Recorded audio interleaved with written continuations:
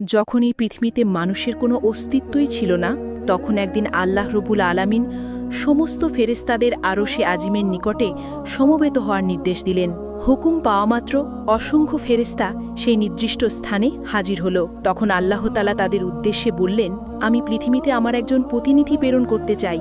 ফেরেশতারা আল্লাহর ইচ্ছার রহস্য বুঝতে না পেরে একযোগে বলল, হে পরওয়ারদিগার, আপনি কি এমন এক সৃষ্টিকে পৃথিবীতে আনতে চান যারা সেখানে অশান্তি সৃষ্টি করবে ও রক্তপাত ঘটাবে? অথচ আমরাই তো সর্বক্ষণ আপনার তসবিহ ও এবাদতে ব্যস্ত রয়েছি। তবে নতুন খলিফা বানানোর প্রয়োজন কি? তাদের কথা শেষ হলে আল্লাহ রব্বুল আলামিন বললেন, হে আমার ফেরেশতাগণ, আমি যা জানি তোমরা তা জানো না। মানুষ কেমন হবে, কে আমার আনুগত্য করবে আর কে অবাধ্য হবে, সে বিষয়ে আমি তোমাদের চেয়ে অধিক অবগত। তবে জেনে রাখো, আমি তোমাদের মতামত চাইনি, শুধু জানিয়ে রাখলাম মাত্র। আল্লাহ রব্বুল আলামিনের বক্তব্য শুনেই ফেরেশতারা নিজেদের ভুল উপলব্ধি করল এবং আল্লাহ রব্বুল আলামিনের দরবারে ক্ষমা প্রার্থনা করল। এরপর আল্লাহ তাআলা তার 4 জন মহান ফেরেশতাকে ডাকলেন, হযরত জিব্রাইল, মিকাইল, ইসরাফিল ও আজরাইল আলাইহিসসালাম।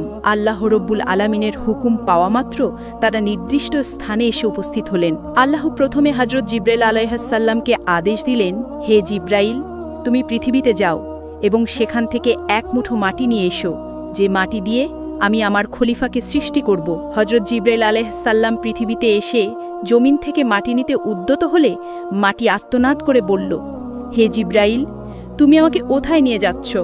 তিনি বললেন, আমি তোমাকে আল্লাহর কাছে নিয়ে যাচ্ছি। আল্লাহ রব্বুল আলামিন মাটি দিয়ে এমন একটি মাখলুক সৃষ্টি করবেন যারা এই পৃথিবীতে আল্লাহর প্রতিনিধি হবে। কিন্তু মাটি তখন কাঁদতে কাঁদতে বলল, ভাই জিব্রাইল, তুমি আমাকে নিও না, আমাকে রেখে দাও, কারণ আমাকে দিয়ে আল্লাহ তাআলা যাদের সৃষ্টি করবেন তারা আল্লাহ তাআলার নাফরমানিতে লিপ্ত হবে, যার কারণে আল্লাহ রব্বুল আলামিন তাদেরকে শাস্তি ভোগ করাবেন। অথচ আমি যদি তাদের শরীরে থাকি তাহলে সে আযাব আমাকেই ভোগ করতে হবে। অথচ আল্লাহ রব্বুল আলামিনের আযাব ভোগ করার মতো শক্তি এবং সাহস কোনোটাই আমার মধ্যে নেই। অতএব তুমি এই বিষয়ে আল্লাহ তাআলার নিকট আমার পক্ষ থেকে ক্ষমা প্রার্থনা করবে। মাটির এই আর্তনাদ শুনে জিব্রাইল আলাইহিসসালাম খালি হাতে আল্লাহর দরবারে ফিরে গেলেন এবং আল্লাহ তাআলার নিকট গিয়ে মাটির আর্তনাদ ও তার অক্ষমতা প্রকাশ করলেন। এরপর আল্লাহ তাআলা হযরত মিকাইল আলাইহিসসালামকে পৃথিবীতে প্রেরণ করলেন এবং বললেন, হে মিকাইল, তুমি আমার প্রতিনিধি তৈরি করার জন্য যে মাটির প্রয়োজন, পৃথিবী থেকে সেই মাটি তুলে নিয়ে এসো। হযরত মিকাইল আলাইহিসসালাম পৃথিবীতে আসার পর মাটির আর্তনাদ ও কাকুতি মিনতির কারণে তিনিও খালি হাতে আল্লাহ তাআলার দরবারে ফিরে আসেন। এভাবে হযরত ইসরাফিল আলাইহিসসালামও তিনিও ফেরত গেলেন। এভাবে করে 3 জন ফেরেশতা খালি হাতে ফেরত গেলেন। অবশেষে আল্লাহ রব্বুল আলামিন হযরত আজরাইলকে পৃথিবীতে প্রেরণ করলেন। হযরত আজরাইল আলাইহিসসালাম পৃথিবীতে আসার পর মাটি যখন হযরত আজরাইল আলাইহিসসালামকে কাকুতি মিনতি করে বলা শুরু করল, তার কথার জবাবে হযরত আজরাইল আলাইহিসসালাম বললেন, হে মাটি, আমি তোমার কথায় কখনোই ফেরত যাব না, কেননা আল্লাহ তো আমাকে হুকুম করেছেন আর আমি আল্লাহ তাআলার আদেশ অবশ্যই পালন করব। এই কথা বলে তিনি পৃথিবী থেকে মাটি উত্তোলন করলেন এবং আল্লাহ তাআলার দরবারে ফিরে গেলেন। আল্লাহ তাকে সন্তুষ্ট মনে বললেন, হে আজরাইল, তুমি যেহেতু আমার হুকুম পালন করেছ, তাই আমি তোমাকে একটি বিশেষ দায়িত্ব দিচ্ছি, মানবজাতির রূহ কবজ করার দায়িত্ব। আজরাইল আলাইহিসসালাম বললেন, হে আল্লাহ, আমি যদি মানুষের জান কবজ করি তাহলে তার পরিবারের লোক আমাকে দোষারোপ করবে। আল্লাহ উত্তরে বললেন, তুমি চিন্তা করো না, আমি প্রতিটি মৃত্যুর জন্য আলাদা কারণ সৃষ্টি করব। কেউ অসুস্থতায় মরবে, কেউ দুর্ঘটনায়, কেউ বার্ধক্যের ফলে মারা যাবে, মানুষ তোমাকে দোষ দেবে না। তখন হযরত আজরাইল আলাইহিসসালাম আল্লাহ তাআলার কথায় আশ্বস্ত হলেন। এরপর ফেরেশতারা আল্লাহ তাআলার নির্দেশে মক্কার নিকটবর্তী এক পাহাড়ের উপর সেই মাটি রেখে দিলেন। সেই মাটির অংশ বৃষ্টিতে ভিজল এবং রোদে শুকালো। এভাবে কয়েক বছর অতিবাহিত হওয়ার পর আল্লাহ তাআলার কুদরতি কারিশমায় হযরত আদম আলাইহিসসালামের দেহের আকৃতি গঠিত হল। তখন আল্লাহ তাআলা হযরত আদম আলাইহিসসালামের এই দেহটিকে বেহেশতে নিয়ে যাওয়ার জন্য ফেরেশতাদের আদেশ করলেন। হুকুম পাওয়া মাত্র ফেরেশতারা ওই দেহটিকে বেহেশতের দিকে নিয়ে চললেন। অতঃপর বেহেশতে পৌঁছার পর সেই দেহটিকে দীর্ঘদিন আত্মাবিহীন অবস্থায় বেহেশতে রেখে দিলেন। এদিকে দলে দলে ফেরেশতা এসে মূর্তিরূপী হযরত আদম আলাইহিসসালামের নিথর দেহকে মাঝে মাঝে এসে দেখে যেত এবং আল্লাহ তাআলার দরবারে শুকরিয়া আদায় করত এবং খুশি প্রকাশ করত এবং বলাবলি করত, এটাই সেই দেহ, এই হবে আল্লাহর পক্ষ থেকে খলিফা, পৃথিবীতে তিনি আল্লাহর হুকুমকে বাস্তবায়ন করবেন। ফেরেশতাদের এই সব কথা শুনে ফেরেশতাদের সর্দার আজাজিল, যিনি তখনও শয়তান হয়নি, সবসময় দ্বিদ্রুপের হাসি হাসত এবং এই মৃত দেহটি নিয়ে সে সবসময় টাট্টা বিদ্রুপ করত। সে যেহেতু ফেরেশতাদের সর্দার ছিলেন, এই জন্য অন্য ফেরেশতারা তাকে কিছু বলার সাহস পেত না। এরপর আল্লাহ রব্বুল আলামিন ফেরেশতাদের মধ্যে থেকে হযরত জিব্রাইল, মিকাইল, ইসরাফিল ও আজরাইল আলাইহিসসালামকে আদেশ করলেন, হে আমার ফেরেশতারা, তোমরা আরশে আজিমে যাও এবং সেখান থেকে আদম আলাইহিসসালামের রূহটা এনে তার শরীরের মধ্যে পতিত করে দাও। ফেরেশতাগণ আল্লাহ তাআলার পক্ষ থেকে আদেশ পাওয়া মাত্র হযরত আদম আলাইহিসসালামের রূহ মোবারককে মূল্যবান হীরা জহরতের পাত্রে করে আদম আলাইহিসসালামের দেহের নিকট উপস্থিত হলেন। সেই সময় আসমানের সকল ফেরেশতাগণ আনন্দে মাতোয়ারা হয়ে গেল এবং সেই অনুষ্ঠানে সকল ফেরেশতা অংশগ্রহণ করল। কিন্তু আজাজিল ফেরেশতা ওরফে ইবলিস আল্লাহর এই কাজে সন্তুষ্ট নয়। এরপর আল্লাহ তাআলা হযরত আদম আলাইহিসসালামের রূহকে তার শরীরে প্রবিষ্ট হতে বললেন। এরপর উক্ত রূহকে হযরত আদম আলাইহিসসালামের দেহে পতিত করে দেওয়া হলো। যখন হযরত আদম আলাইহিসসালামের দেহে রূহ পতিত হলো, তখন সাথে সাথে হযরত আদম আলাইহিসসালাম তার দেহের সকল অঙ্গে কার্যকারিতা পরিপূর্ণভাবে লাভ করতে লাগলেন এবং তিনি আস্তে আস্তে উঠে বসলেন। বসার সাথে সাথে হযরত আদম আলাইহিসসালাম একটি হাঁচি দিলেন এবং নিচ থেকে পাঠ করলেন, আলহামদুলিল্লাহ। আল্লাহ রাব্বুল আলামিন অত্যন্ত খুশি হলেন। অতঃপর হযরত আদম আলাইহিসসালাম নিজ অস্তিত্ব লাভের শুকরিয়া হিসেবে 2 রাকাত নামাজ আদায় করলেন। হযরত আদম আলাইহিসসালামের নামাজ শেষ হওয়ার পরে তার জন্য সেখানে মণিমুক্তার স্বর্ণরূপক দ্বারা আবৃত অতি সুন্দর একখানা সিংহাসন আনয়ন করা হলো। আল্লাহ তাআলার আদেশে হযরত আদম আলাইহিসসালাম সেই সিংহাসনে উপবেশন করলেন। এরপর আল্লাহ রাব্বুল আলামিন সকল ফেরেশতাদেরকে লক্ষ্য করে বললেন, হে ফেরেশতারা, তোমরা হযরত আদম আলাইহিসসালামকে সম্মান প্রদর্শনের জন্য সিজদা করো। আল্লাহর হুকুমের সাথে সাথে কোটি কোটি ফেরেশতা হযরত আদমকে সিজদা করলেন। সিজদা থেকে মাথা তুলে সকল ফেরেশতা লক্ষ্য করে দেখল, শুধুমাত্র আজাজিল ব্যতীত সকল ফেরেশতারাই আদমকে সিজদা করেছে, আর আজাজিল উক্ত মজলিসের একপাশে দাঁড়িয়ে রয়েছে। অতঃপর সকল ফেরেশতারা পুনরায় আবার সিজদাতে পতিত হল। তাফসিরের কিতাবের মধ্যে লেখা আছে, তারা দ্বিতীয়বার সিজদা দিয়েছিল আল্লাহ তাআলার শুকরিয়া আদায় করার জন্য, আর প্রথমবার সিজদা দিয়েছিল আল্লাহর হুকুম পালন করার জন্য। অতঃপর আল্লাহ তাআলা আজাজিলকে লক্ষ্য করে বললেন, আজাজিল, তুমি কি করে আমার হুকুমকে অমান্য করলে? তখন আজাজিল বলল, আপনি আদমকে সৃষ্টি করেছেন সাধারণ মাটি দ্বারা, আর আমাকে সৃষ্টি করেছেন আগুন দ্বারা। আগুনের স্বভাব সে সবসময় উপরের দিকে থাকে, আর মাটির স্বভাব সে সবসময় নিচের দিকে থাকে। যদি প্রয়োজন হয় সে আমাকে সিজদা করবে, কারণ আমি আগুনের তৈরি। আমি কেন মাটির তৈরি আদমকে সিজদা করতে যাব? সে যখন এইভাবে আল্লাহ তাআলাকে যুক্তি দেখালো, তখন আল্লাহ তাআলা রাগান্বিত হয়ে তাকে লক্ষ্য করে বললেন, হে নাফরমান, তুই এখান থেকে বের হয়ে যা। তুই আমার আদেশ অমান্য করার কারণে আজ থেকে চির অভিশপ্ত হয়ে গেলি। আল্লাহ তাআলার এই হুকুমের সাথে সাথে আজাজিল ফেরেশতা ইবলিস শয়তানের পরিণত হয়ে গেল। আল্লাহ তাআলা যখন তাকে অভিশপ্ত করলেন এবং জান্নাত থেকে বিতাড়িত করলেন, তখন শয়তান বলে উঠল, হে মেহেরবান খোদা, আমি 6 লক্ষ বছর যাবৎ আপনার ইবাদত বন্দেগী করেছি এবং ফেরেশতাগণকে বিভিন্ন প্রশিক্ষণ দিয়েছি। অতএব আমার সমস্ত ইবাদত এবং সমস্ত খেদমতের ওসিল্লায় আমি আপনার নিকট কয়েকটা জিনিস চাচ্ছি। মেহেরবানি করে আপনি আমাকে তা প্রদান করবেন। আল্লাহ রাব্বুল আলামিন তাকে বললেন, তুমি আমার নিকট কি চাও বলো? তখন শয়তান বলল, হে মেহেরবান খোদা, আপনি অন্তত আমাকে কিয়ামত পর্যন্ত হায়াত প্রদান করুন। আল্লাহ বলেন, আমি তোমাকে কিয়ামত পর্যন্ত হায়াত দিয়ে দিলাম। তখন ইবলিস আবার আল্লাহ তাআলাকে লক্ষ্য করে বলল, হে মালিক, আজ যেই বনি আদমের কারণে আমি জান্নাত থেকে বিতাড়িত হইলাম, সেই বনি আদমের শিরায় শিরায় প্রবেশ করে তাদেরকে ওয়াসওয়াসা দেওয়ার মতো ক্ষমতা আমাকে প্রদান করুন। আল্লাহ তাআলা বললেন, তোমাকে তাও প্রদান করা হলো। তবে তুমি শুনে রাখো, হে শয়তান, তুমি আমার বান্দাদেরকে যতই ধোঁকা দিয়ে গোনার কাজ করাও না কেন, যদি আমার বান্দাগণ অনুতপ্ত হয়ে আমার নিকট তওবা করে, তবে আমি তাদের সকল অপরাধকে ক্ষমা করে দিব। এর পাশাপাশি যারা আমার প্রকৃত বান্দা, সেই সমস্ত বান্দাদের ক্ষতি তুমি কখনোই করতে পারবে না। আল্লাহ রাব্বুল আলামিনের সাথে সকল কথাবার্তা শেষ হওয়ার পর শয়তানকে জান্নাত থেকে বিতাড়িত করে দেওয়া হলো। অতঃপর হজরত আদম আলাইহিসসালামের সিংহাসনখানি আল্লাহ তাআলার আদেশক্রমে জান্নাতুল ফেরদৌসে নিয়ে যাওয়া হলো। সেখানে হজরত আদম আলাইহিসসালামকে পরিপূর্ণ মাত্রায় স্বাধীনভাবে চলাফেরা করা এবং সকল নাজ নিয়ামত উপভোগ করার অধিকার দেওয়া হলো। কিন্তু হজরত আদম আলাইহিসসালামের মন কোনো দিকেই আকৃষ্ট হল না। শুধুমাত্র ইবাদত বন্দিগি এবং নীরবে বসে বসে তিনি দিন পার করতেন। কিন্তু প্রাণীজগতের চিরাচরিত স্বভাব থেকে তিনি মুক্ত থাকতে পারলেন না। তিনি বেহেশতের অসীম নিয়ামতের মধ্যে থেকেও সঙ্গীর সাথীর অভাব বোধ করতে লাগলেন। তাই তিনি আনন্দহীনভাবে জীবনযাপন করতে লাগলেন। এদিকে আল্লাহ তাআলা এই বিষয়টি অবগত হয়ে হজরত জিব্রাইল আলাইহিসসালামকে হজরত আদম আলাইহিসসালামের নিকট প্রেরণ করলেন।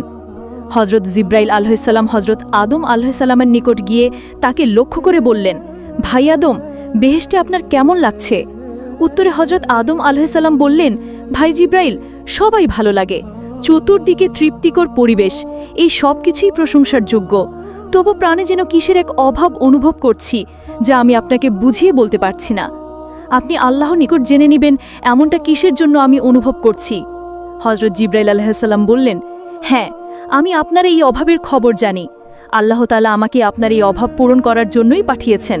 আপনি চিন্তা করবেন না, অতি অল্প সময়ের মধ্যেই আমি আপনার সেই অভাব এবং আপনার মন কিভাবে ভালো হয় তার সমস্ত ব্যবস্থা আল্লাহ তাআলার পক্ষ থেকে করে দেব।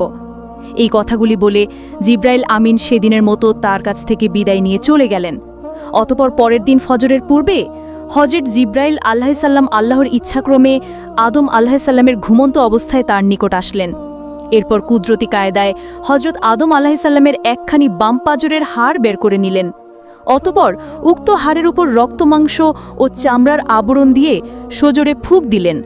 হজরত জিব্রাইল আলাইহিসসালামের ফুঁকের সাথে সাথে উক্ত হাড়টি একজন নারীর আকৃতি ধারণ করল। এরপর হজরত জিব্রাইল আলাইহিসসালাম হজরত আদম আলাইহিসসালামকে ঘুম থেকে জাগ্রত করলেন। হজরত আদম আলাইহিসসালাম জাগ্রত হয়ে তার সম্মুখে অপরূপ সুন্দরী চাঁদের ন্যায় উজ্জ্বল এক যুবতীকে দেখে তন্ময় হয়ে তার দিকে তাকিয়ে রইলেন। এরপর হজরত জিব্রাইল আলাইহিসসালাম তাদের লক্ষ্য করে বললেন, হে আদম, ইনি আপনার জীবনসঙ্গী বিবি হাওয়া আলাইহিসসালাম। হজরত আদম আলাইহিসসালাম এমন কথা শুনে অত্যন্ত আনন্দিত হলেন। তার প্রাণের মধ্যে যে অতৃপ্তি ছিল নিমিষের মধ্যেই তা দ্রবীভূত হয়ে গেল। হৃদয়ের মাঝে তার আনন্দ ছড়িয়ে পড়তে লাগল। তিনি এত আনন্দিত হয়েছিলেন যা বর্ণনা করে কোনোদিন বোঝানো সম্ভব নয়। তাফসিরের কিতাবের মধ্যে এসেছে, পৃথিবীতে আল্লাহ তাআলা যে কয়েকজন নারীকে সবচাইতে বেশি সৌন্দর্য দান করেছেন, এদের মধ্যে হজরত হাওয়া আলাইহিসসালাম ছিলেন অন্যতম। হজরত আদম আলাইহিসসালাম দীর্ঘ সময় বিবি হাওয়ার দিকে তাকিয়ে থেকে তার নিকটবর্তী হওয়ার উদ্দেশ্যে সম্মুখে অগ্রসর হলেন। তখন হজরত জিব্রাইল আলাইহিসসালাম বাধা দিয়ে বললেন, তাকে বিবাহ বন্ধনে আবদ্ধ করার পূর্বে তার নিকটবর্তী হওয়া আপনার জন্য জায়েজ নয়। অতএব সর্বপ্রথম আল্লাহ তাআলার দরবারে বিবাহের জন্য আবেদন করুন। হজরত আদম আলাইহিসসালাম জিব্রাইল আলাইহিসসালাম দেখানো পদ্ধতিতে হজরত হাওয়া আলাইহিসসালামকে বিয়ে করার জন্য আল্লাহ তাআলার দরবারে ফরিয়াদ করলেন। আল্লাহ তাআলা হজরত আদম আলাইহিসসালামের আবেদনের প্রেক্ষিতে তাদের বিবাহের পরিপূর্ণ সিদ্ধান্ত নিলেন। আল্লাহ তাআলা আদমকে লক্ষ্য করে বললেন, হে আদম, আমি আপনাকে হাওয়া আলাইহিসসালামের সাথে বিবাহ বন্ধনে আবদ্ধ করে দিলাম, কিন্তু এখন আপনি আপনার বিবাহের মোহরা আদায় করুন। হজরত আদম আলাইহিসসালাম আল্লাহ তাআলাকে বললেন, হে আল্লাহ, এই বিবাহের মোহরা এইটা আবার কি জিনিস? তখন আল্লাহ তাআলা বললেন, হে আদম, আপনার বিবাহের মোহর হচ্ছে আমার প্রিয় হাবিব হজরত মোহাম্মদ সাল্লাল্লাহু আলাইহি ওয়াসাল্লামের উপর আপনি কয়েকবার দুরূদ পাঠ করুন। অতঃপর হজরত আদম আলাইহি ওয়াসাল্লাম রাসূলে পাক সাল্লাল্লাহু আলাইহি ওয়াসাল্লামের উপর কয়েকবার দুরূদ শরীফ পাঠ করলেন। আর এর মাধ্যমে আদম ও হাওয়া আলাইহিসসালামের বিবাহের কাজ সম্পূর্ণ হয়ে গেল। বিবাহের কাজ সম্পূর্ণ হওয়ার পর আল্লাহ তাআলা হজরত আদম ও হাওয়া আলাইহিসসালামকে পরম আনন্দের সাথে বেহেশতে বসবাসের সুযোগ করে দিলেন। এর পাশাপাশি আল্লাহ তাআলা তাদেরকে লক্ষ্য করে বললেন, হে আদম, তোমরা মনোযোগ সহকারে শুনে রাখো, জান্নাতের সকল নাজ নিয়ামত তোমরা গ্রহণ করবে, কিন্তু এই যে গাছ রয়েছে এই গাছটির নিকট তোমরা গমন করবে না এবং তার ফল তোমরা ভক্ষণ করবে না। তাফসিরের কিতাবের মধ্যে ওই গাছটির নাম উল্লেখ করা হয়েছে, আর তা ছিল গন্ধম নামক গাছ। এরপর হজরত আদম আলাইহিসসালাম ও বিবি হাওয়া আলাইহিসসালাম অতীব আনন্দে আরাম আয়েশের সাথে বেহেশতে বসবাস করতে লাগলেন। এদিকে শয়তানকে আল্লাহ তাআলা বেহেশতের বাইরে বসবাসের নির্দেশ দেন। সেখানে বসে হজরত আদম ও হাওয়া আলাইহিসসালামের সর্বনাশের চিন্তায় দিনরাত ফিকির করতে থাকে। বেহেশতে থাকাকালীন সময় সে যে সকল দোয়া ও দুরুদ পাঠ করে কঠিন কঠিন কাজ আয়ত্ত করত, সেই সমস্ত দোয়া সে পাঠ করল। এক সময় সে ইসমে আজম পড়া শুরু করল। ইসমে আজমের উসিলায় সে জান্নাতের গেটের নিকটবর্তী স্থানে পৌঁছে গেল। অতঃপর সে আস্তে আস্তে জান্নাতের গেটের দিকে অগ্রসর হল। এরপর সে লক্ষ্য করে দেখল যে জান্নাতের প্রাচীরের উপর একটি ময়ূরের বসা রয়েছে। ময়ূর শয়তানকে দেখে চিনতে পারল না। সে জিজ্ঞাসা করল, তুমি কে? তখন ইবলিস উত্তর দিল, আমি একজন ফেরেশতা। ময়ূর আবার জিজ্ঞাসা করল, তুমি এখানে কি চাও? শয়তান বলল, আমি বেহেশতের মধ্যে প্রবেশ করতে চাই। ময়ূর তখন বলল, হযরত আদম আলাইহিসসালাম সেখানে থাকাকালীন সময়ে সেখানে কারও প্রবেশের অনুমতি নাই। এই কথা শুনে শয়তান বলল, ভাই ময়ূর, তুমি আমাকে দয়া করো। এর প্রতিদান স্বরূপ আমি তোমাকে এমন এমন দোয়া শিখিয়ে দিব যা পাঠ করলে তুমি কোনোদিন বৃদ্ধ হবে না। দ্বিতীয়ত, কোনোদিন তোমাকে মৃত্যু স্পর্শ করবে না। তুমি কিয়ামত পর্যন্ত জীবিত থাকতে পারবে এবং বেহেশতের সকল নাচ নেয়ামত ভোগ করতে পারবে। বেহেশত থেকে কোনোদিন তোমাকে বের হতে হবে না। এই কথাগুলো বলেই শয়তান ইসমে আজম পড়া করল। তার মধুর সুরে ইসমে আজম পড়া শুনে ময়ূরের মন নরম হয়ে গেল এবং সে তাকে বেহেশতের দরজায় নিয়ে হাজির হল। আর সেখানেই প্রহরী হিসেবে ছিল বিশাল এক সাপ। সাপ শকে সব ঘটনা খুলে বলল। সাপ ও ময়ূরের কথাগুলো শুনল এবং শয়তানকে জিজ্ঞেস করল, তুমি কে? শয়তান পূর্বের ন্যায় উত্তর দিল, আমি একজন ফেরেশতা। আমি আর আরশে আজিমের নিচে বসবাস করতাম। সেখানে বসে আমি এমন এক ইসমে আজম শিখেছি যা পাঠ করলে সকল উদ্দেশ্যই সাধিত হয়ে যায়। সাপ তখন বলল, দোয়াটি আমাকে শিখিয়ে দাও।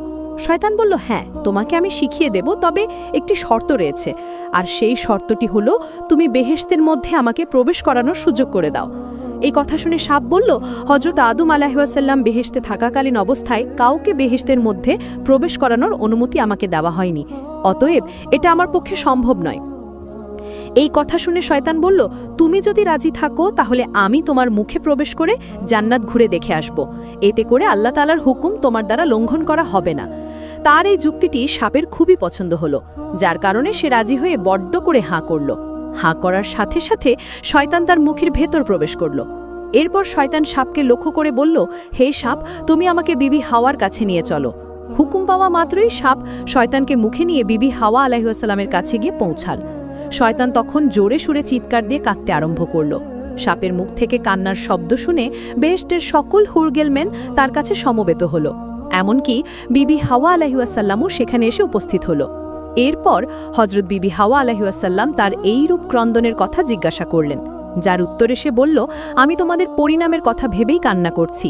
আল্লাহ তাআলা তোমাকে ও তোমার স্বামী আদম আলাইহিসসালামকে খুব শীঘ্রই পৃথিবী নামক জমিনে পাঠিয়ে দেবেন। এই কথা আরশে আজিমে লিপিবদ্ধ রয়েছে। আমি তা দেখেছি। এর জন্য আমি তোমাদের কথা চিন্তা করে কান্নাকাটি করে যাচ্ছি। বিবি হাওয়া তখন শয়তানকে লক্ষ্য করে বললেন, তোমার কথা যে সত্য তা আমি কিভাবে যাচাই করব? শয়তান বলল, আমি আল্লাহর নামে শপথ করে বলছি, আমার কথা যদি বিন্দুমাত্র মিথ্যা হয় তাহলে যেন আল্লাহ তাআলা ও সকল ফেরেশতার লানত আমার উপর পতিত হয়। শয়তানের এমন কথায় হযরত হাওয়া আলাইহিসসালামের মন নরম হয়ে গেল। তাই সে তাকে জিজ্ঞাসা করল, তবে পৃথিবীর এই নির্বাসন থেকে মুক্তির কোনো উপায় আছে কি? যদি এই নির্বাসন থেকে মুক্তির কোনো উপায় থেকে থাকে তাহলে তা তুমি আমার নিকট খুলে বলো। শয়তান তখন বলল, উত্তম একটি পথ রয়েছে, তবে তোমরা তা গ্রহণ করবে না, তা আমি ভালো করেই জানি। তখন হযরত হাওয়া বললেন, আমি অবশ্যই সেই পথকে গ্রহণ করব, আমার নিকট তা খুলে বলো। তখন শয়তান বলল, ওই যে নিষিদ্ধ গাছ রয়েছে, ওই গাছের যদি একটি ফল ভক্ষণ করতে পারো তাহলে তোমরা চিরস্থায়ীভাবেই জান্নাতে বসবাস করতে পারবে। আর যদি তোমরা সেই গাছের ফল ভক্ষণ না পারো তাহলে অচিরেই তোমরা জমিনে নামিয়ে দেওয়া হবে। তোমরা বেহেশত থেকে বিতাড়িত হবে, কেননা আল্লাহ তাআলার সিদ্ধান্ত হচ্ছে তোমাদেরকে জান্নাত থেকে বিতাড়িত করে দেবেন। শয়তানের যুক্তিপূর্ণ বক্তব্যে হযরত হাওয়া আলাইহিসসালামের মন নরম হয়ে গেল, যার কারণে তিনি আস্তে আস্তে গন্ধম নামক গাছের নিকট উপস্থিত হলেন। সেখানে উপস্থিত হয়ে গাছ থেকে একটি ফল ছিঁড়ে অর্ধেক ফল সে আহরণ করলেন। বাকি অর্ধেক হযরত আদম আলাইহিসসালামের জন্য নিয়ে আসলেন। এরপর হযরত আদম আলাইহিসসালামকে বুঝিয়ে শুনিয়ে বাকি অর্ধেক ফল খাওয়ালেন। হজরত আদম আলাইহিওয়াসাল্লাম ও হাওয়া আলাইহিওয়াসাল্লাম গন্ধম নামক ফল ভক্ষণ করার সাথে সাথে তাদের দেহ থেকে জান্নাতের সকল পোশাকগুলো খুলে পড়ে গেল এবং তাদের শরীর থেকে যে মেশকের সুঘ্রাণ বের হতো সে সমস্ত ঘ্রাণ বের হওয়া বন্ধ হয়ে গেল। এই অবস্থাগুলো দেখে হজরত আদম ও হাওয়া নিজেদের ভুল বুঝতে পারলেন এবং অনুতপ্ত হতে লাগলেন। তাদের এই কাজকর্মের কারণে আল্লাহ তাআলা রাগান্বিত হলেন, যার কারণে তিনি ফেরেশতাদেরকে আদেশ করলেন, ফেরেশতাগণ, আদম ও হাওয়াকে জান্নাত থেকে বের করে জমিনে নামিয়ে দাও। আল্লাহ তাআলা হুকুম পাওয়া মাত্র হজরত জিবরাইল আলাইহিওয়াসাল্লাম এবং অন্যান্য ফেরেশতাগণ হজরত আদম আলাইহিওয়াসাল্লাম ও হাওয়া আলাইহিওয়াসাল্লামকে জান্নাত থেকে জমিনে নামিয়ে দিলেন। তো প্রিয় দর্শক, কেমন লাগলো আজকের এই ভিডিওটি? যদি ভালো লাগে তাহলে চ্যানেলটি সাবস্ক্রাইব করেন, আর এই ভিডিওর দ্বিতীয় পর্ব দেখতে চাইলে অবশ্যই কমেন্টে বলুন।